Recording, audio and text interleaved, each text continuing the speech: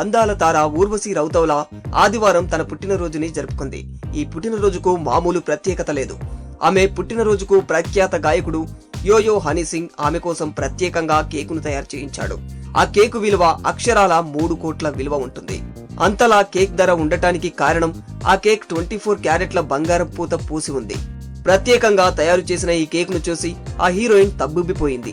ఈ వార్త తెలిసిన నెటిజన్లు హీరోయిన్ ని మర్చిపోయి అంతా కేక్ గురించే చర్చించుకుంటూ ఉన్నారు.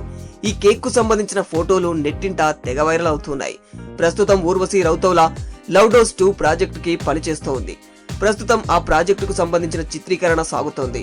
షూటింగ్ సెట్ లోనే రౌతౌలాతో యోయో హనీ సింగ్ కేక్ ని కోయించాడు. ఈ విషయాన్ని ఊర్వశి రౌతౌలా సోషల్ మీడియాలో పంచుకుంది.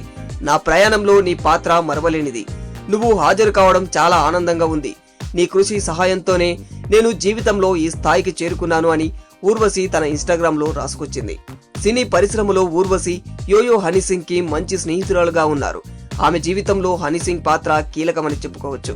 మిస్ యూనివర్స్ గా 2015లో కిరీటం గెలుచుకున్న ఊర్వశి రౌతౌలా అనంతరం సినిమాల్లోకి ప్రవేశించారు. సింగ్స్ ఆఫ్ ది గ్రేట్ సినిమాతో వెండితెర అరంగేట్రం చేశారు.